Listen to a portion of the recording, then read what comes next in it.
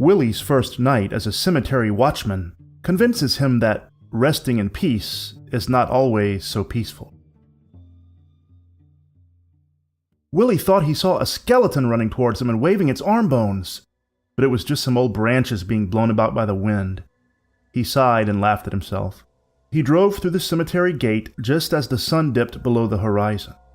A soupy fog was rolling in from the lake, and the crumbling old graves and tombs stood like hulking monsters waiting to pounce on him. The winding dirt lane wove through the mossy sepulchres and ancient oaks, with their branches hanging down and reaching out with moss-draped fingers as if trying to snatch Willy from his car.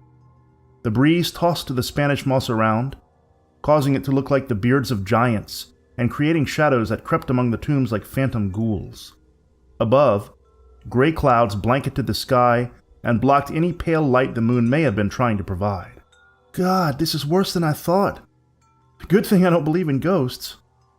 He drove down the twisted lane to the very back of the cemetery, where a small wooden house stood.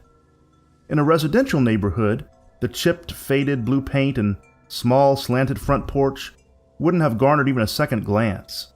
But the contrast between a house and the hundreds of old tombs, life in death, almost shocked Willy. The fog was already knee-deep and so thick that its surface looked like the swirling waters of the large lake that bordered the cemetery. He walked up the porch steps, worrying less about ghosts and more about an old plank breaking and him breaking his leg. He took a deep breath for courage, then knocked on the door, a gentle, timid knock that matched the soft fog. The resonating baritone voice that he recognized from the phone called out, "Enter, please." He opened a door and stepped inside to a strange parlor that did not fit the outside of the house. A sofa and chairs of dark wood and black velvet upholstery bordered an ebony table with carved flourishes and goat's hooves for feet. And the walls were hung with oil paintings that looked much too elegant, old, and European to be in this little town. "Mr. Willy, I presume," said Mr. Winch, whose name and voice Willy knew only from his calling to respond to the ad for a night watchman's job. "Please have a seat." Willy sat on one of the soft, black velvet overstuffed chairs and sank in. He felt like the chair was trying to swallow him whole. Mr. Winch poured him a tea from a hot kettle, and Willy thanked him. Mr. Winch, even seated, was a giant of a man, tall and supple and muscular. His hair was deep black and combed with a neat part and some sort of hair grooming oil worked in. His face was stark white, and his eyes had dark bags and rings as if he had not slept in ages. "So, Willy, you are a teacher and would like to supplement your income with an evening job. Is that correct?"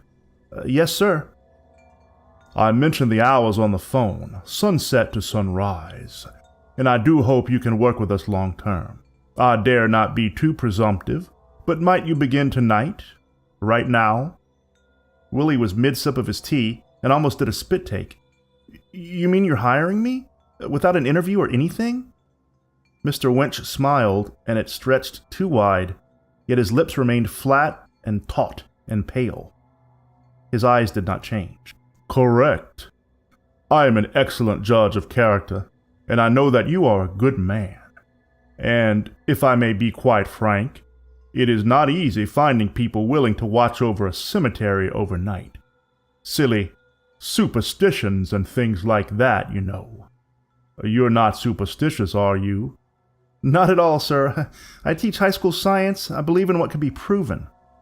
The fog from outside the house creeped in through the gaps under the door and around the windows, such an old and worn house was sure to have them, and produced little white, misty tendrils and fingers that curled inside as if beckoning Willy to the graves. "Excellent, excellent. Some of the past watchmen have, shall I say, spooked themselves out of the job. I assure you, all who rest in the cemetery have not been alive for a very long time." He let out what passed as a chuckle but came across as a light cough. Good, Willy said, unsure of what to say to such a strange phrase. "Yes, I have no problem working in a cemetery overnight." With another sip of tea, Mr. Winch said, "And I did not mention wages over the phone, but because the job is untraditional, requires a bit of bravery, and has A rather specific set of rules. You might find the pay a bit higher than expected. We're willing to offer you $80 per hour." Willy paused with his teacup halfway in the air. "Did you say 80 an hour, Mr. Winch?" "Yes, indeed. You will also be paid in cash at the end of each shift."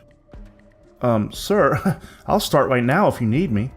Mr. Winch should have been pleased, but it was hard to tell on his plastic face, and his artificial smile failed to show it.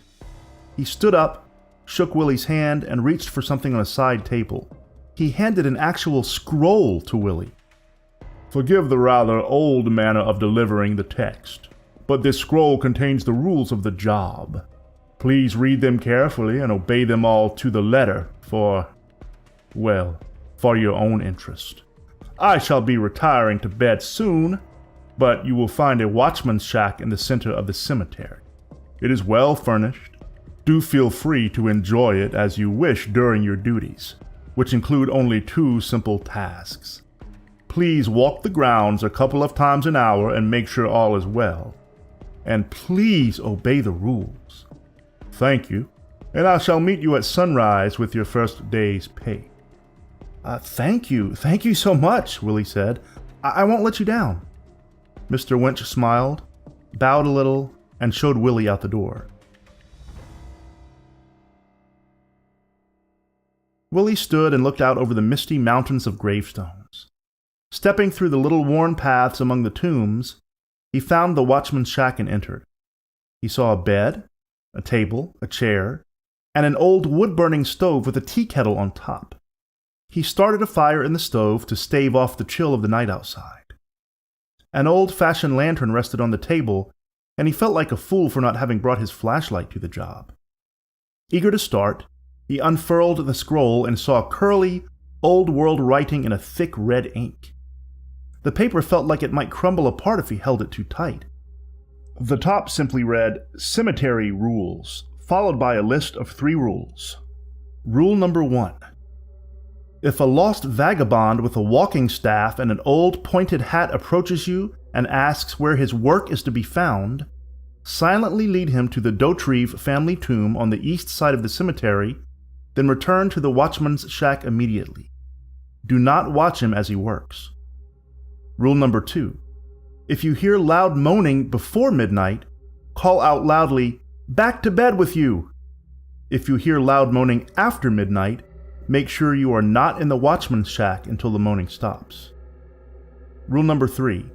If you encounter a person who looks dead, stand perfectly still and do not say a word until they leave. What kind of nonsense is this? Good grief! Is the pay so good because Mr. Winch is a loon? He lit the lantern and took a walk.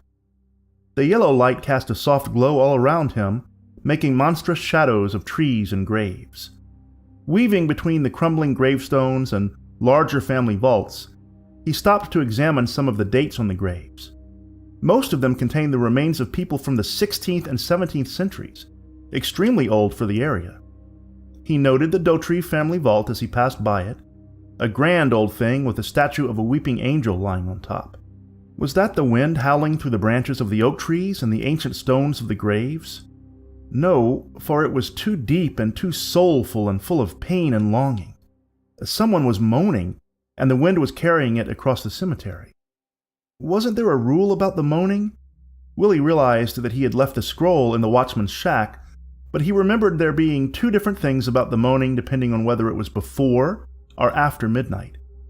As it was still quite a while until midnight, he strained to think of what the rule said. Was he to call out something or stay out of the watchman's shack until the moaning stopped? He thought it was the latter, and he was out of the shack, so he felt safe enough. Still, he wanted to know the sound's source. The moaning bounced off the fog and graves so that the chilling sound seemed to swirl around him and blanket him from all directions. He carefully stepped forward, testing out each direction until he found where the moaning became louder. He came upon a copse of weeping willow trees and was sure that the lament came from inside. He crept through the shadows to the outside of the ring of trees and carefully peeked inside without fully entering. On the ground sat a woman in a white wedding dress. The wailing was intermittently broken by sobbing as her shoulders shook with grief. He no longer really cared about the rules. This was a woman in distress, and the only right thing to do was to try to help. Hello, ma'am? She continued to weep and wail, so he said again, this time louder. Hello, ma'am? Are you all right? Can I help? The sounds stopped. In a strained, melodious voice replete with pain and loss, she said, "He did this to me at the altar, you know." Willy thought that she must have been stood up at the altar by her groom, but how she ended up in a cemetery was a mystery. "I'm sorry. Shouldn't we get you home, or at least somewhere safe? Would you like some hot tea while we figure this out?" The bride stood up, and something in the slight jerkiness of her movement seemed unnatural. She turned slowly to face Willy, and for a few seconds just stood perfectly still. "He did this to me at the altar. He thought I was unfaithful, but I was not. I was not!" She removed her hands from her face, and Willy screamed. Her face was flayed, the skin all scraped off to reveal the gelatinous, bloody tissue and bone beneath it. Her eyes were gouged out and running down her cheekbones. "Is that you, my groom, my love? Why did you do this to me? Come to me. We will be together." She ran at him with a twitchy motion, covering a few feet at once, then stopping, then starting again. Willy instinctively turned and sprinted back towards the shack. He heard her right behind him, wailing and calling out for him closer and closer. He reached the door, burst through, then slammed it shut behind him. He heard the corpse bride slam into the door, then start scratching it with long, grating scratches, as if she had long, sharp nails, or, an even worse thought, as if she only had bones as fingers. He grabbed the scroll and found the rule he was looking for, Rule 2. If you hear loud moaning before midnight, call out loudly, "Back to bed with you." If you hear loud moaning after midnight, make sure you are not in the watchman's shack until the moaning stops. Oh, hell! He had gotten the rule wrong. Hoping it wasn't too late, "Back to bed with you!" The scratching and wailing became slower and less frantic, until finally it stopped and there was only silence. Not wanting to be tricked, he peeked through the curtain on the window. The bride was walking back into the cemetery toward the weeping willow trees, back, he assumed, towards her grave. He reeled and almost fainted. What was going on here? He was a person of reason, of science, yet he had just seen something impossible to exist. Was this why the pay was $80 an hour? Was this some kind of freaky cemetery of ghosts and monsters? He made a cup of tea and sipped it by the warm wood-burning stove for an hour while he rocked back and forth and tried to make sense of the situation. Lost in the thoughts roiling within, he jumped when a knock came at the door. "Oh God," he whispered. Had the corpse bride returned? He just sat there quietly, hoping she would go away. But then came a voice, a man's voice. "Hello, sir. Could you please help me? I'm lost." Willy glanced at the rules again. Rule 1 read, "If a lost vagabond with a walking staff and an old pointed hat approaches you and asks where his work is to be found, silently lead him to the Dotry family tomb on the east side of the cemetery, then return to the watchman's shack immediately. Do not watch him as he works." He warily opened the door. There stood a man in a long brown robe all tattered. His hat was long and pointed and bent over to one side, and he held a gnarled walking staff. "Hello, good sir," the man said in his deep voice that sounded both gruff and exhausting. "May I please ask you where my work is to be found?" Willy started to reply, but he quickly remembered that the rule said to be silent. So he nodded instead, grabbed the lantern, and walked towards the Dotry vault. The wanderer followed him without a word as he plodded along with his walking staff. They reached the tomb, and Willy simply pointed at it. "Ah, yes, here is my work," the man said. "Thank you, good sir." Willy bowed a little and turned to walk back to the shack. After only a few steps, he heard from behind him the dry grating of stone on stone. Was the man actually opening the tomb? Willy ducked behind a large oak tree and peered around to see. Indeed, the wanderer was using his walking staff as a lever wedged in the tomb's heavy marble door, prying it open. As it opened, a puff of rotten, decaying stench wafted across the cemetery, so that even Willy could smell it. He dry-heaved but remained quiet. The wanderer stepped into the tomb, then, only a couple of minutes later, backed out, dragging a rotting corpse along with him. Willy's stomach turned at the ancient body that was so old it was really little more than a skeleton with some flaps of skin attached and a shock of long white hair. The old man laid the body on the ground and looked around. Willy jerked his head back behind the large oak trunk quickly.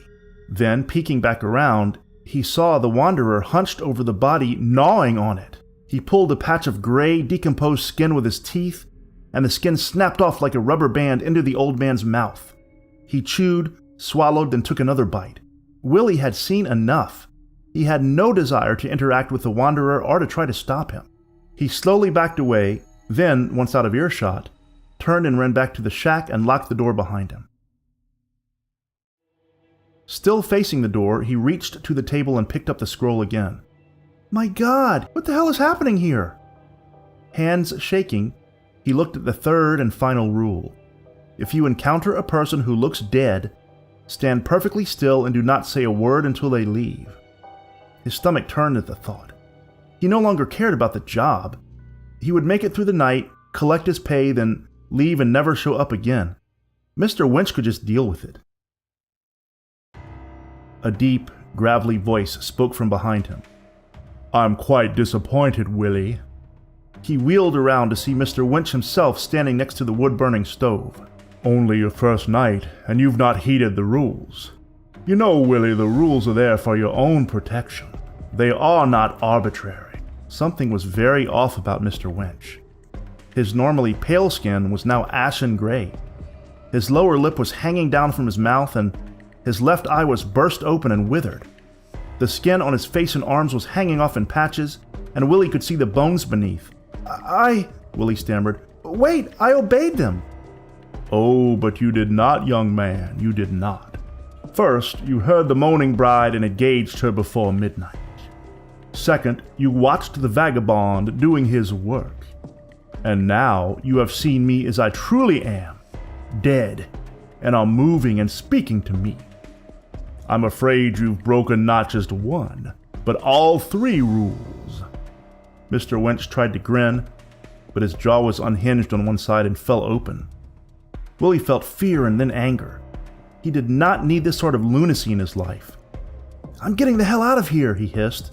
I don't know what kind of freaky house of horrors you're running here, but I'm out. I don't even want the pay. Keep it.